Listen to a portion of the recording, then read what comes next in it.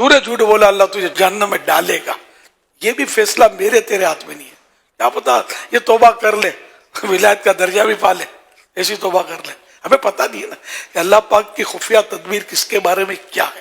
تو یہاں ہمارے یہاں کہہ دیتے ہیں بس ڈائریکٹ تو دوزخ میں جائے گا، تو ماں باپ کا نافرمان ہے، جہنم میں اوندے منہ تجھے پھینک دیا جائے گا۔ یہ تیرا میرا فیصلہ ہم نہیں کر سکتے۔ ماں باپ سے ہو سکتا ہے مرنے سے پہلے ایسی معافی مانگ لے کہ بے صاحب اللہ پاک بخش دے۔ سے واقعات بھی ہیں اس طرح کے کہ کسی نیکی کی وجہ سے، کسی حسن زن کی وجہ سے اللہ پاک بخش دیتا ہے، اللہ پاک بے نیاز ہے۔ جیسے ایک حکایت، ایک واقعہ غالباً شرح و صدور میں اس طرح بھی ہے کہ ایک شخص کا آخری وقت آیا، اس کا چچا موت کا وقت آیا، اس کا چچا اس کے سرانے آیا اور اس کو کہا کہ میں تو تجھے پہلے بھی سمجھاتا تھا، نیکیاں کر، گناہوں سے بچ، لیکن نہیں مانا نا تو، دیکھ اب جا رہا ہے تو، سمجھا ہی نہیں تو نے میری بات۔ اس طرح اس کو کوئی نہ کہنے کے جملے، جو اس وقت رحمت کی بات کرنی چاہیے، بندہ جائے دنیا سے رہا ہے، تو خیر اس نے یہ بات نہیں کی۔ تو بھتیجے نے کہا چچا جان یہ تو بتائیے، آپ کی جگہ اس وقت میری ماں ہوتی تو وہ میرے ساتھ کیا سلوک کرتی؟ کیا وہ بھی ڈانٹ ڈپٹ کرتی یا مجھے تسلیاں دیتی؟ چچا نے کہا کہ تیری ماں، واقعی تیری ماں ہوتی تو یہ جنت میں اٹھا کے رکھ دیتی۔ اس بھتیجے نے کہا کہ چچا جان سن لیجئے، میرا رب میری ماں سے بھی زیادہ مجھ پر مہربان ہے۔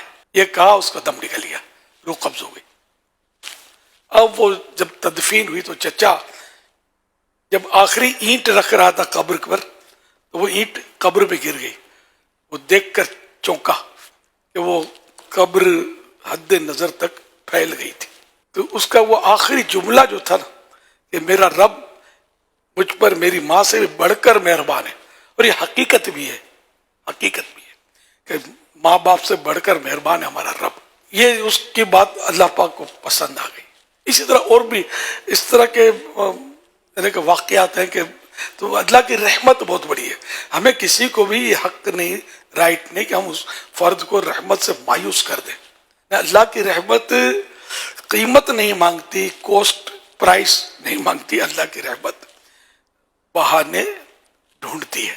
تو جس پر اللہ پاک رحمت کرنا چاہے تو اس لیے ہم کسی فرد کے بارے میں چاہے کتنا ہی گناہ گار ہو مسلمان، غیر مسلم کے بارے میں نہیں کہیں گے کہ یہ ہو سکتا ہے جنت میں چلے، نہیں، غیر مسلم کے لیے فائنل ہے کہ جو کفر پر مرا وہ جنت میں نہیں جائے گا، یہ تو ایمانیات میں سے تو ہم کو ماننا ہی پڑے گا، ایمان ہے ہمارا۔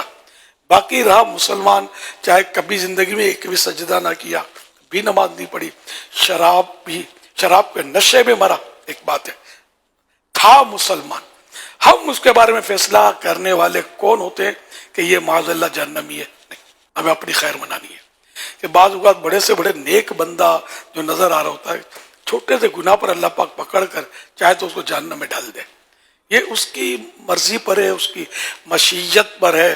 اللہ پاک کی خفیہ تدبیر، چھپا فیصلہ ہم میں سے کس کے بارے میں کیا ہے کچھ نہیں کہا جا سکتا۔ اس لیے مطلب بہت محتاط رہنا، لوگ جذبات میں کہہ دیتے ہیں کہ اللہ تجھے نہیں بخشے گا وغیرہ، کبھی بھی نہیں کہا ہے تو توبہ کرنے نہیں۔ ایسا نہ ہو کہ اس کے وجہ اپنے اوپر آ جائے کہ یا تجھے نہیں بخشوں گا، تو کون ہے میرے فیصلے میں دخل دینے والا؟